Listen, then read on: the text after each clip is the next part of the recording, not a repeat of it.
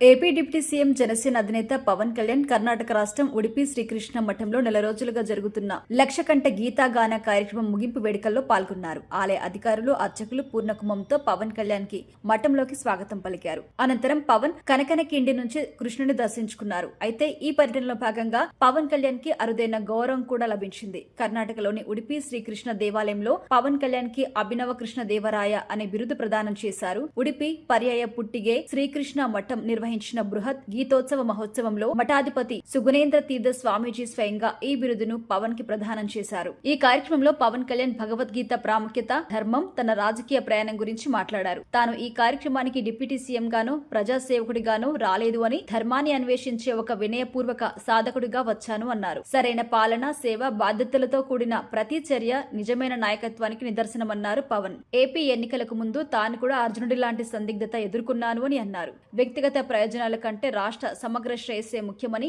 ధర్మాన్ని అనుసరించే కేవలం 21 స్థానాలకు పరిమితమయ్యామన్నారు. భగవద్గీత అనేది కేవలం ఒకసారి చదివి ఎర్ర వస్త్రంలో చుట్టి పూజగదిలో పెట్టే గ్రంథం కాదని పవన్ అన్నారు. జీవితంలో ఎదురయ్యే ప్రతి నిర్ణయంలో, ప్రతి గందరగోళంలో, ప్రతి అంతర్గత పోరాటంలో భగవద్గీత మనతోనే నడుస్తోందని, మన కురుక్షేత్రాలో స్థిరమైన తోడుగా నిలుస్తుంది అన్నారు. నేటి తరం యువత నిరంతరం సమాచార వెల్లువ, కెరియర్, ఒత్తిడి, గుర్తింపు, సంక్షోభం, వైఫల్య భయాలు వంటి ఆధునిక కురుక్షేత్రాలను ఎదుర్కొంటుందని, వారికి అత్యంత అవసరమైన మానసిక బలం, భావోద్వేగ నిలకడను గీత అందిస్తుందని కూడా పేర్కొన్నారు. మన కర్మభూమి ఎన్నో దండయాత్రల్ని తట్టుకొని నిలబడింది. ఆయుధాలు లేదా సంపదతో కాదని, ధర్మాన్ని సజీవంగా ఉంచిన గ్రంథాలు, సంప్రదాయాలు, సాధువులు, పవిత్ర సంస్థల వల్లే అని కూడా పవన్ అన్నారు. సంస్కృతి కోసం స్వరాన్ని పెంచాలని, ఇతరులు మన ధర్మం మీద దాడులు చేస్తున్నారు అనడం కంటే ముందు మన ధర్మాన్ని మనం పరిరక్షించుకోవాలని పవన్ అన్నారు. ఇతరులు మనపై దాడి చేయకుండా గలమెత్తారన్నారు. తమిళనాడులో మన ధర్మాన్ని మనం అనుసరించుకోవడం కోసం అక్కడి వారు న్యాయ పోరాటాలు చేయాల్సి వస్తుందని డిప్యూటీ సీఎం పేర్కొన్నారు.